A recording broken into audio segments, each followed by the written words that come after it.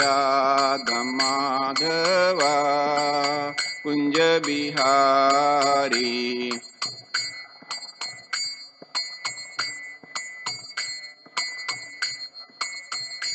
Jai Radha Madhava Kunja Bihari.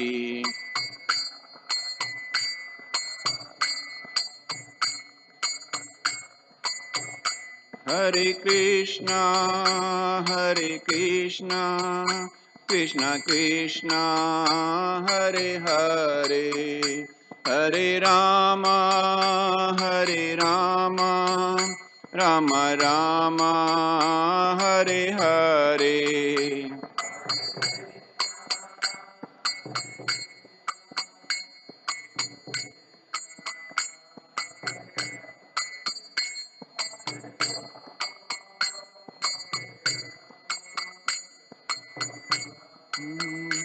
Hare Hare, Hare Krishna, Hare Krishna, Krishna Krishna, Hare Hare, Hare Rama, Hare Rama, Rama Rama, Hare Hare.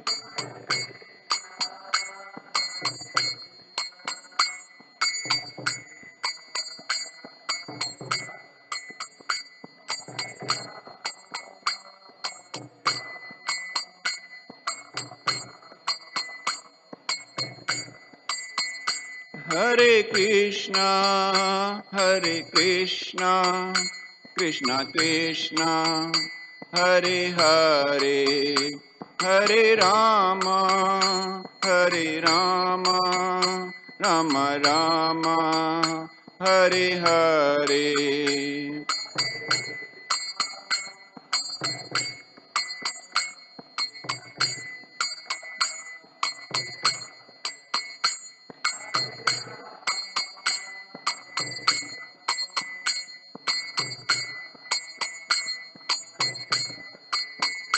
Hare Krishna, Hare Krishna, Krishna Krishna, Hare Hare, Hare Rama, Hare Rama, Rama Rama, Hare Hare. Hare Krishna, Krishna Krishna, Hare Hare, Hare Rama, Hare Rama, Rama Rama, Hare Hare. Hare Krishna, Hare Krishna, Krishna Krishna, Hare Hare, Hare Rama, Hare Rama, Rama Rama, Hare Hare.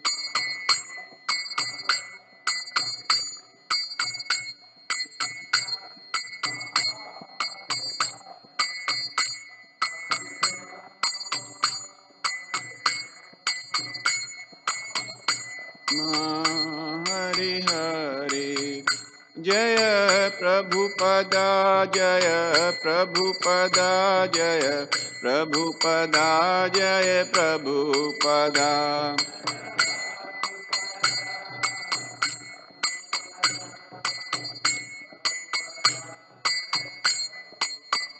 Jaya Jaya Prabhupada, Prabhupada, Prabhupada, Jaya Jaya Prabhupada.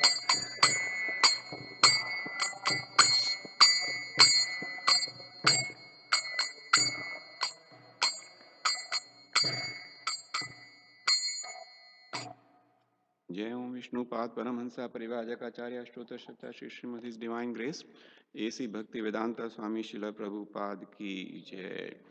Shrimad Bhagavatam की जय.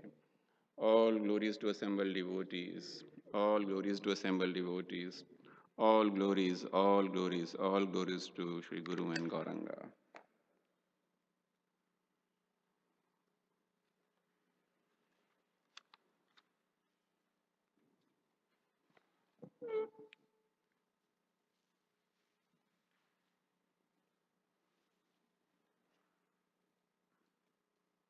नारायणं नमस्कृत्य नरं चैवं नरोत्तमं देवीं सरस्वतीं व्यासं ततो जयमुदीरये नष्टप्रायेषु अभद्रेषु नित्यं भागवत सेवया भगवतेरुत्तम श्लोके भक्तिर्भवति नैष्टिकी। ओम नमो भगवते वासुदेवाय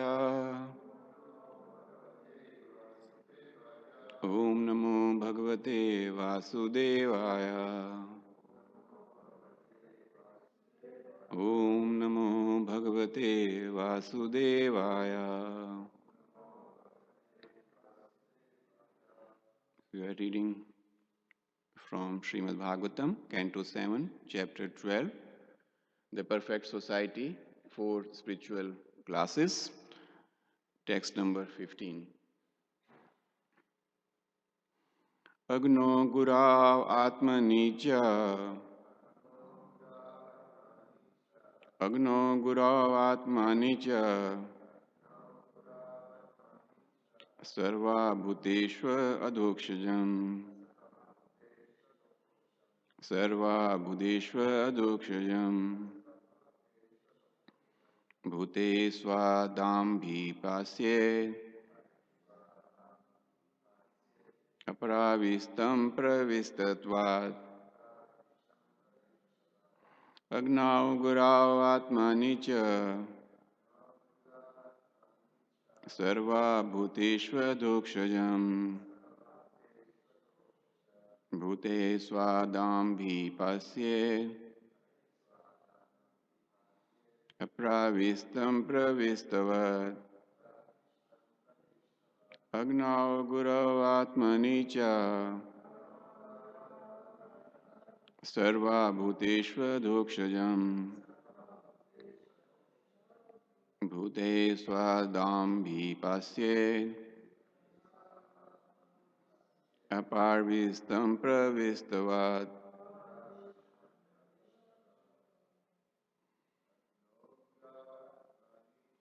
Agno Gurav Atmani Cha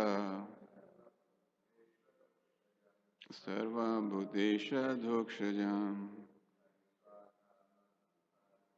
Bhute Swadambhi Pasye Aparvistam Pravistavat Agno Gurav Atmani Cha Sarva Bhuteshva Dhokshajam Bhute Swadam Vipase Apravishtam Pravishtavat Agno Gurav Atmani Cha Sarva Bhuteshva Dhokshajam Bhute Swadam Vipase Apravishtam Pravishtavat.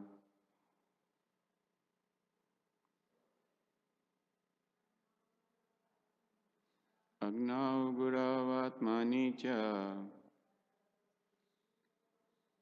Sarva Bhuteshva Dhokshajam Bhute Swadam Vipase Apravishtam Pravishtavat. Agnau, in the fire. Guru, in the spiritual master. Atmani, in oneself. Cha, also. Sarva Bhuteshu, in every living entity. Adokshajam, the Supreme Personality of Godhead, who cannot be seen or perceived with the material eyes. or other material senses. Bhutehe, with all living entities. Swadhambihi, along with his lordship's paraphernalia. Pasyet, one should see. Apravistam, not entered. Pravishtavat, also entered. Translations and purport by His Divine Grace, A.C. Bhaktivedanta Swami Srila Prabhupada. Srila Prabhupada ki jai. One should realize that in the fire, in the spiritual master, in one's self, and in all living entities, in all circumstances and conditions, the Supreme Personality of Godhead, Vishnu, has simultaneously entered and not entered. He is situated externally and internally as the full controller of everything. Purport. Realization of the Supreme Personality of Godhead's omnipresence is the perfect realization of the Absolute Truth to be attained through the study of the Vedic literatures. As stated in Brahma Samhita 5.35, Andanantrastha Parmanau Chayantrastham. The Lord is situated within the universe, within the heart of every living entity, and also within the atom. We should understand that whenever the Supreme Personality of Godhead is present, He is present with all His paraphernalia, including His name, form, associates, and servants. The living entity is part and parcel of the Supreme Personality of Godhead. And thus, one should understand that since the Supreme Lord has entered the atom, the living entities are also there. One must accept the inconceivable quality of the Supreme Personality of Godhead. For no one can understand from the material point of view how the Lord is all-pervasive and yet is situated in His own abode, Goloka Vrindavan. This realization is possible if one strictly follows the regulatory principles of ashrama, brahmachari, grihastha, vanaprastha, and sannyasa. Srila Madhavacharya says in this regard, Apravishta sarvagata pravishta stva anurupavan evam dvapi rupo bhagavan harir eko janardhana. The Supreme Personality of Godhead in His original form has not entered everything, apravishta, but in His impersonal form He has entered, pravishtaha. Thus, He has entered and not entered simultaneously. This is also explained in Bhagavad Gita, chapter 9, text number 4, wherein the Lord says, Maya tatam idam sarvam jagad avyakta murtina matsthani sarva bhutani na chaham teshva avashtita. By me, in my unmanifested form, this universe is pervaded. All beings are in me, but I am not in them. The Lord can defy Himself. Thus, there is variety in unity. Ektavam bhuta bhutvatam bhutavam. Om Agyan Timrandasya Gyananjana Shalakaya Chakshuranmilitam Yena Tasmai Shri Guruve Namaha. Shri Chaitanya Manobhishtam Stapitam Yena Bhutale Swayam Rupa Kadamayam Dadati Swapadantikam. Vancha Kalpatarubhasya Kripa Sindhu Vaya Ivacha Patitanam Pavnebhyo Vaishnavibhyo Namo Namaha. Shri Krishna Chaitanya Prabhu Nityananda Shri Advait Gadadhar Shri Vasadi Gaur Bhakti Vrinda. Hare Krishna, Krishna Krishna, Hare Hare, Hare Ram, Ram Ram, Hare Hare. Hare Krishna. Thank you for being here this morning. So, we have been reading about Varna Ashram. This is a topic which is very dear to Srila Prabhupada, and he always emphasized the need of following the Varna Ashram Dharma in the society. So, I think we have been discussing this, that why is it so important for us to follow this? And specifically, in today's environment, we see all around us that there is all kind of chaos going on. So one cannot really recognize or cannot understand um, what kind of activities and what kind of activities the people are engaged in. They are doing all kind of things which are not prescribed anywhere in the Shastras, and they don't even think twice while doing such activities. So when Prabhupada talks about Varna Ashram Dharma, and especially the last chapter we talked about Varnas, and in chapter number 12 we are talking about ashramas. So he lays a lot of emphasis on Brahmacharya ashram. So we have here a 50-50 strength. So there are 50% Gristas and 50% Brahmacharis. So let us talk about Brahmacharis first, and then we'll talk a little bit about Gristas as well. So Brahmachari ashram is a very, very important aspect of spiritual life. And the reason is because that is the foundation. So Prabhupada emphasized that if the foundation is good, automatically the future will be good. So for example, we were listening to a presentation by Nityanand Prabhu where he compared the spiritual life to a tree. And the tree is strong if its roots are strong. If the roots are deep and strong, the tree can withstand all kind of storms and turbulence, etc. However, if the roots of the tree are not so strong, then even a mild stroke of wind can destroy it. So same is the life of a human being.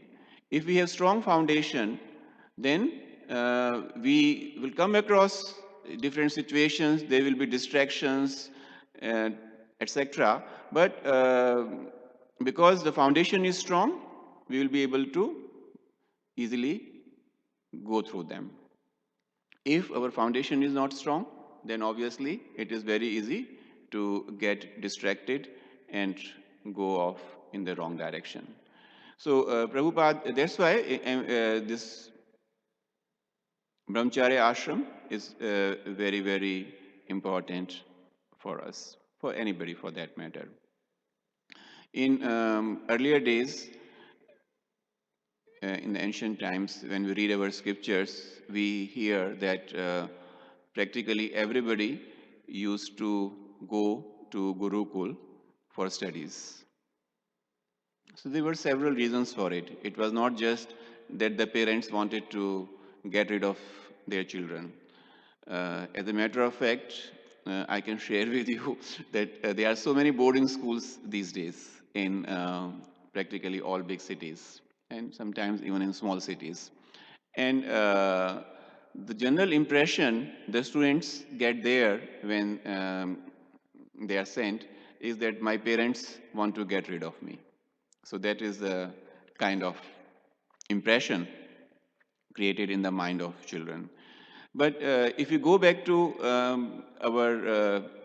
which is rightly so also to some extent, because if parents are sending their children to these schools, what are they doing? Are they engaging themselves in activities which are conducive for Krishna consciousness? Are they serving Krishna? Are they serving their spiritual master? Are they leading their life according to the scriptures, or they are just doing some sense gratification program? So if the parents are involved in sense gratification program, obviously the child will get an impression that my parents have sent me to this boarding school for their own, and so it's for their own gratification. So that is the scene today. But in ancient times also, all the the parents, whether they were from the princes or brahmanas or Vaishyas, they all used to go to Gurukul. And one of the important reasons why everybody used to send their children to Gurukul was that there was very strict discipline enforced in Gurukul. So from the childhood itself, uh, a boy or a girl would get into the habit of living in disciplined environment. What is when we try to compare it with in today's environment, practically there is no discipline at all. Whether we are looking at homes or we are looking in school, practically there is no discipline anywhere for that matter. Few days ago, when I was talking about Varnas, Swal Prabhu raised a point that Indian children are brought up in a different environment, and Western children are, raised in a very different environment. But today, situation all over the world is corrupted. Even in India, nobody is really following whatever scriptures say or whatever dharma says. It is all the same, and the society is really getting very, very corrupted because of that, and that is leading into different kind of problems in the society. So children are not listening to the parents. They do whatever they feel like. They get into trouble. They are committing suicides. They are doing, robberies and things like that. Very young children, they are getting involved into the activities which was not heard of earlier. And the reason is because we have just ignored our scriptures. So we have examples in our scriptures where Lord Krishna, all the Pandavas and Kauravas, and all other personalities, they went to Gurukul so that they could live in a disciplined environment. Then the other important thing was that the spiritual master, Prabhupada, lays a lot of emphasis on the role of a spiritual master or role of a guru in the life of a human being, life of a child. So what we heard from our teachers when we were kids makes a very, very important and everlasting impression on our mind. We will carry those instructions, we will carry those thoughts, even sometimes unconsciously, with us throughout our life. So that's where the foundation has to be really, really good. If even now, today in the material world, when we are sending our children to school, we try to do a little bit of research that what kind of a school is it, whether the teachers are good or not, and so on. And and even in the same school, my wife is a teacher, so I can share some of her experiences with you. That even in a school, there are some teachers who are very sincere. They try to understand the needs of the students, and accordingly, they impart them instructions. But whereas there are other teachers also who just don't pay any attention to the needs of the students, and their only aim is to spend that amount of time in the class, and that's it. So one has to be really very, very fortunate to get a nice and a good, sincere guru. And this is, we can say, the unfortunate part in today's world, that there are not so many sincere people. And teachers themselves do not really know what is education, what is knowledge. So obviously, they are not in a position to impart the, the real knowledge to the students. So going back to our verse, which we are reading here. So in this particular verse, the inconceivable aspect of Supreme Personality of Godhead is being discussed. So we know, we say that it's very difficult to understand the personality and the qualities and characteristics of Krishna. And that's what is explained here.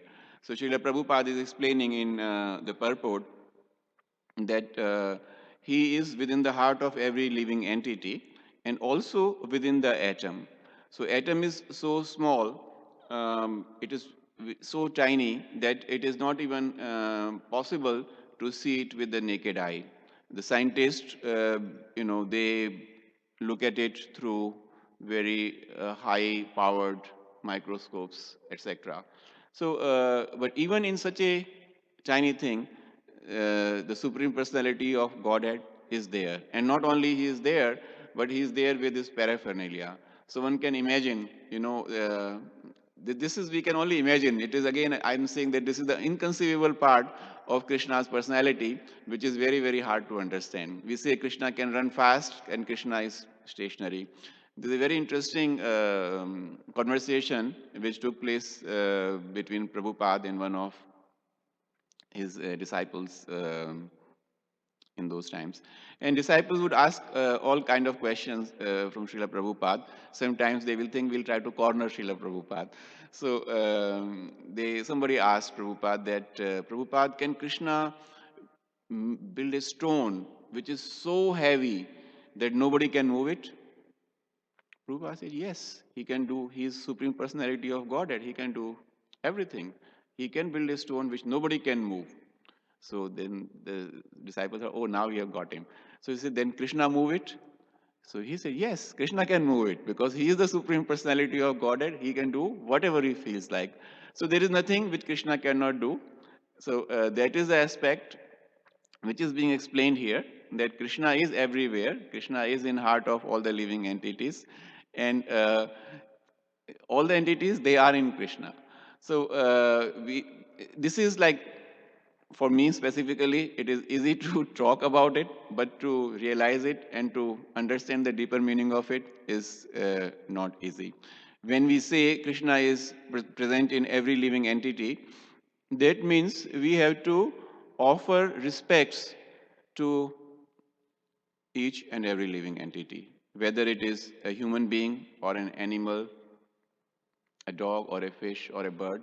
Krishna is present in all the living entities, and accordingly, because Krishna is there, we have to respect all of them. Now, when I look at it, and when I was reading this particular purport, I feel that we talk so much about it, we talk so often about it, but in practice, it is so difficult to implement. What to talk of animals, even to other human beings, we are very, very selective in offering respects. I will offer respects only to this person and not to that person, or I will pay obeisances to this Prabhu, and other Prabhus, I don't have to really bother about them so much. So we look at it with such tainted eyes. I was reading once that we see the world by the color of the glasses of our spectacles, or our depending on the color of the glass, we will see the environment around us. And that those glasses are so contaminated because of the conditioned life we are leading, that it is very, very difficult for us to see the true picture.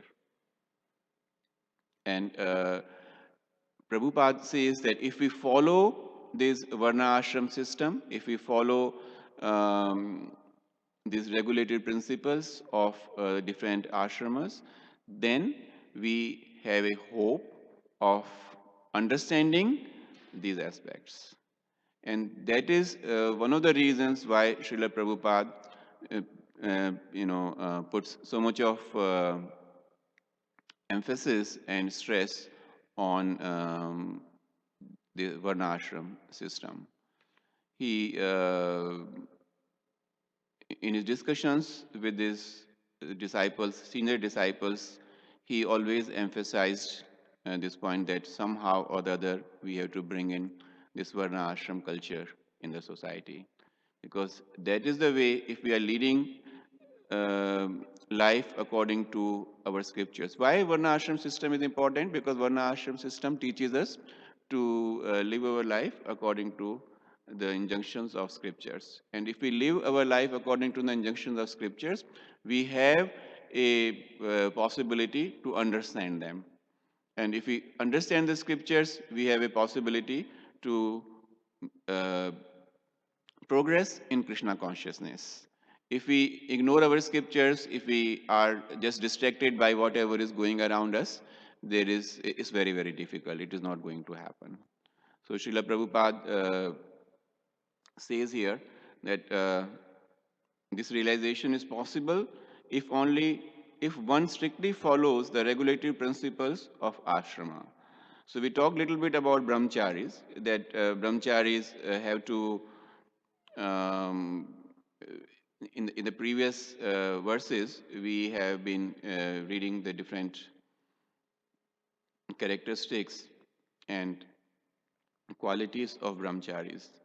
So, same way as there are very strict instructions given from brahmacharya life, same way for grihasthas also there are instructions given.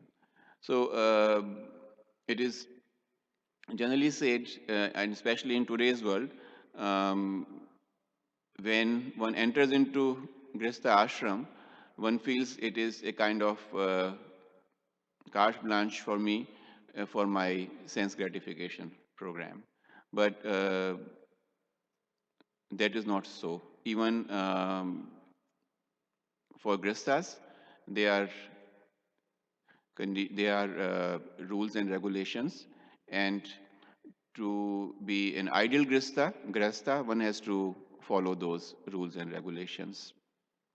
In his classes, Srila Prabhupada talks about grihastha and grahamedi, grihastha ashram and grahamedi. So grihastha ashram, those ideal people who are following the injunctions in the society and following the regulative principles, they are in Grihastha ashram.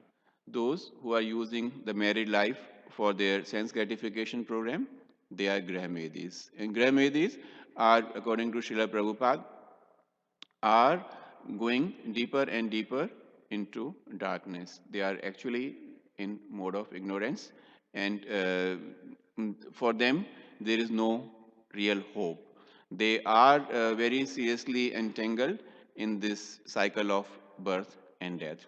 Whereas for Grihasthas, because they are following the rules and regulations provided in our scriptures, they could um, not only make progress themselves, but they could have their own children whom they can bring up in Krishna conscious way. So Srila Prabhupada says that for Grihasthas to have children is recommended only if they are sure that they can raise them in Krishna conscious way. If they are not so sure, they are doubtful, then it is better not to have children, because then they will be spoiling their lives, the lives of the children as well.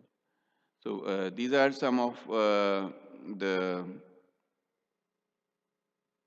guidelines given for grihasthas. Then we have Vanaprastha and sannyas ashram. So Prabhupada says in the normal progression is that one is grihastha the first 25 years of life, and then one with the permission of spiritual master go into grihastha ashram. It is not mandatory that one has to become a grihastha if one doesn't want, or one doesn't have those propensities. Then one can even go directly from brahmacharya ashram to sannyas ashram. This is Prabhupada is talking about that in different purports of the same chapter. So by doing that, one can progress in Krishna consciousness. One can follow the instructions provided by our acharyas, provided in our scriptures, and make progress in Krishna consciousness. So I'll pause here and invite discussion, corrections. Yes, Subal Prabhu. When I came in, I did not see you, and I was hoping that you come because you always have some very, nice comments to add and Turn it down have. a little bit. Yeah, I will miss the Bhagavatam class. Thank you. Thank you so much, Prabhu. Thank you. You mentioned that when you mentioned that, the impressions that the teachers leave they're very important in our growth. And I sort of thought, okay, let me think, let me go back and try to remember the impressions of my teachers, before becoming a devotee. And I have no memory of anything I remember some teachers that I like, but in terms of some value, something, or some teaching that really touched myself and something like that, can't remember. And and then I say, well, and then as you're talking, well, maybe with my family and some particular value teach, also sort of very, very foggy. Remember, the feeling of support and positive, approach to things. That, but that I was, you know, I can remember very well. And also in terms of discipline, although my parents, they make the effort, to actually put me to the two best private schools, actually three best private schools that were in my city. Uh, no discipline. To this time, to this point, I'm still struggling with discipline. So so it's so messed up, as you pointed out in the beginning of your class. The whole system of education that basically, there's not much. I went growing in this type of environment. You go through so much trouble. As a youth, I went to so much difficulties just because that upbringing, although it was supposed to be the best available, it was very poor, you know. And it's just funny to point out that. Yeah, I guess the parents and the teachers, they are not discharging their duties responsibly. So that is one of the reasons. Also, when you said that you do not have any, you know, remembrance of, the impressions the teachers created on you. So it may not necessarily be the teachers in the school where we went. There could be different role models, or there could be different persons who uh, leave an impression on us. So it could be anybody. For example, there are kids coming here in the temple every Sunday, and we have Krishna Archana Mataji or other teachers who are doing Sunday schools, or they are involved with the children in some ways. So even they could, be role models for them. They could motivate them. They could encourage them to live a life which is the proper way of living, which is the right way of living. Unfortunate part is that in society today we are so much attracted by the material possessions and material gains that right from day one a child is taught or brought up by the parents in a way to how to become successful, if I can use that word successful, in so-called material world. The parents themselves are so ignorant about the spiritual way of life that they cannot really impart any such education to their own children. So that's where the role of, Prabhupada says that the role of our society becomes even more important, because Prabhupada tried his best, and through his students and through us now, that we propagate this information, what true knowledge is and what should be the proper way of living in this world, especially if we want to get out of the cycle of birth and death. If we have to get out of it, then there is no other way except the way which Srila Prabhupada showed us. On a lighter note, I could say, you said you are still struggling with discipline, so we have Krishna Archana Mataji to take care of you. Yeah, pretty much. Actually, uh, the part that I remember very clearly in my life is the teacher that is most prominent is my Guru Maharaj, and how he molded basically my character.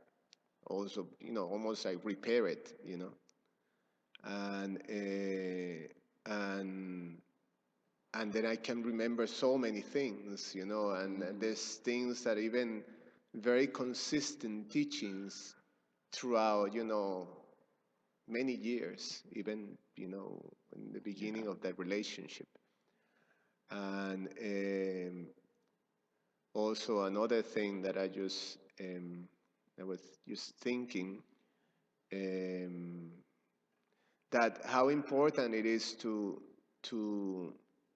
you take the responsibility of being a teacher and create those impressions, and those impressions can be only be created when you have a when there is the the proper mood have to be there of a teacher that is, to be, wanted to give, the this proper knowledge,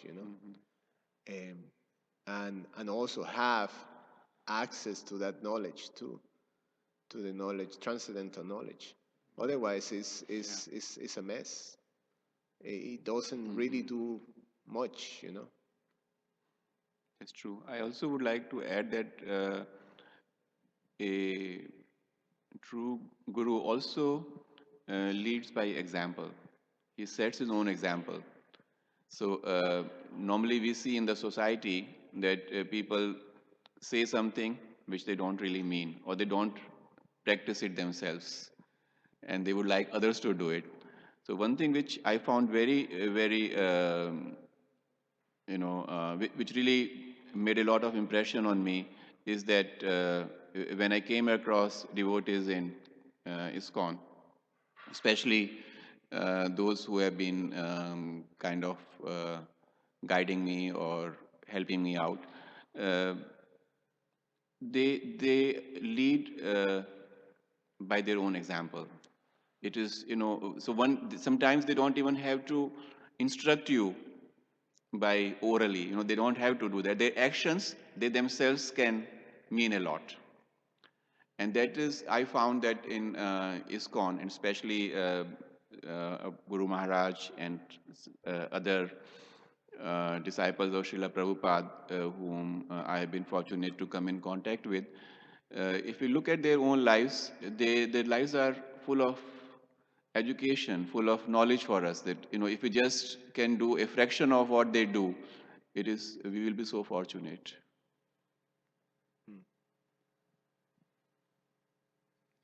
Thank you so much for sharing this. Yes, Karunanidhi Prabhu.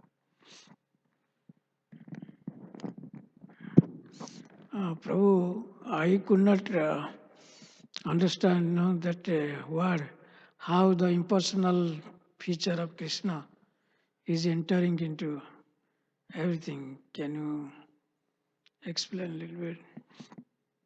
See, what I understood was that Krishna is present everywhere, as we say. So when we say that Krishna is in Goloka Vrindavan and Krishna is in Chicago, Krishna is in heart of every living entity, and Krishna is in atom. So now, how do we perceive this? So this is what Srila Prabhupada is trying to say here.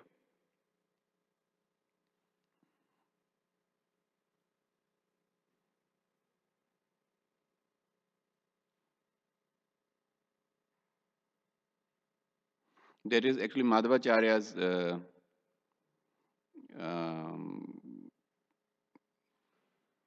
statement, which says the Supreme Personality of Godhead is in his original form, has not entered everything, but in his impersonal form he has entered.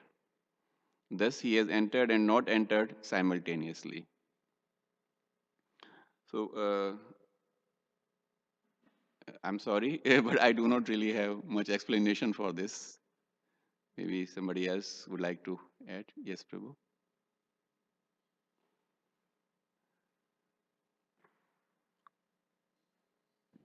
Yeah. The way I understood this was like nowadays they have these drone airplanes. They're unmanned airplanes, so they're completely controlled, but there's no person inside the plane flying it. Someone is controlling it from, from inside somewhere. Someone's controlling everything about the plane. Whereas an actual airplane where we fly in, there's a pilot inside, and the person himself is flying the plane. And he's inside the plane, so he's there present. But in the unmanned airplanes, someone else is, the person's far away but controlling the plane. Mm-hmm. That's a good way of explaining. Thank you.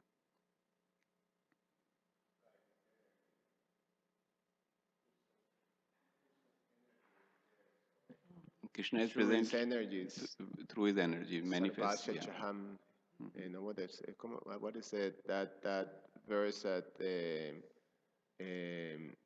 that from the Upanishads, that through all his energies, Yeah. Parasha Shaktir. Yes, Parasha Shaktir. How's it go? Vidadaiva Shrujate. Right.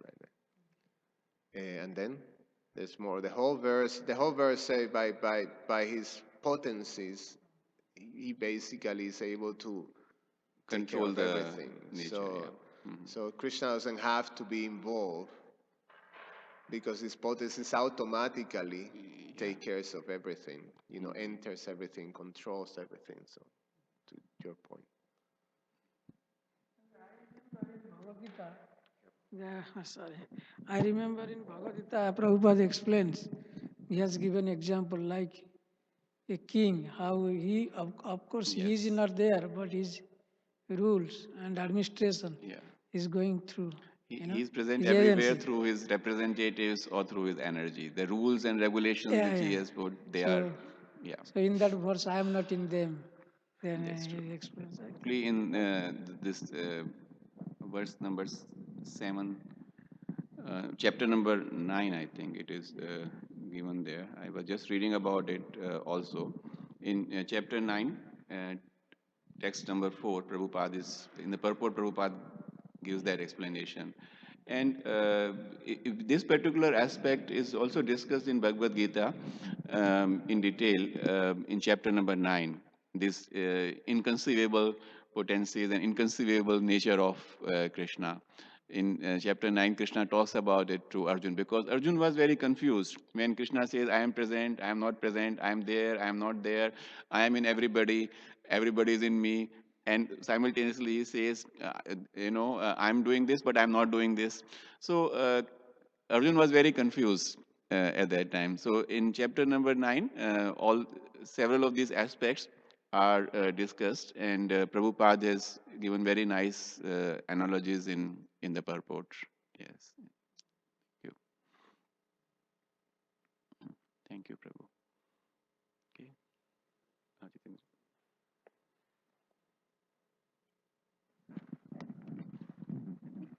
Thank you.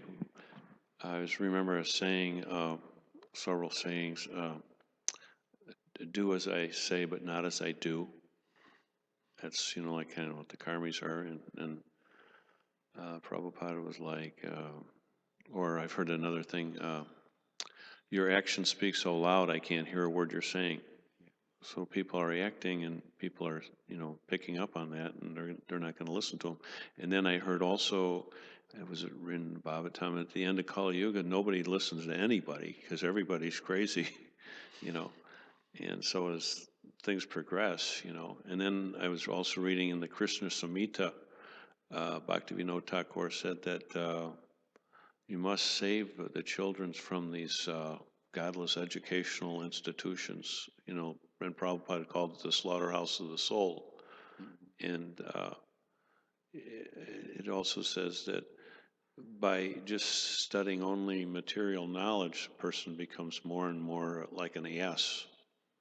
So from the get-go, everything's, the misunderstanding is just more progressive, like you were saying.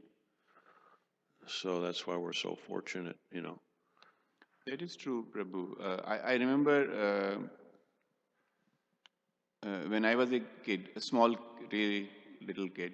So my mother would take us to discourses where somebody is speaking on Ramayana or Mahabharata, and I can still remember, when I was some of the stories which I heard at that time. I still remember those stories and from Ramayana and Mahabharata. And when I read those stories now in detail in our books and all that, I really could relate immediately. I can go back to 50 years ago and see, oh yes, this is what I heard in that particular katha, like that. So the parents have to take pain. The teachers have to take, it says, it takes entire village to raise a child. What does it mean? That everybody has to put in their efforts. It is not just like that, okay, you produce a child and then leave the child to grow on him on his own. That is not what a responsible or a grasta will do. That is what we call is Grahamedi. Grahamedi is engaged only in his own sense gratification program without really discharging his responsibilities. So, and the result is what you said, that nobody listens to anybody.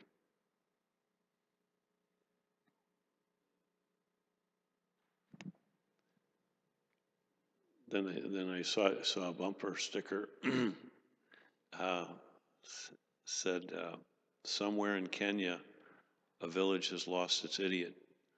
So they were referring to some politician, I don't know, you'd have to know who the politician is to,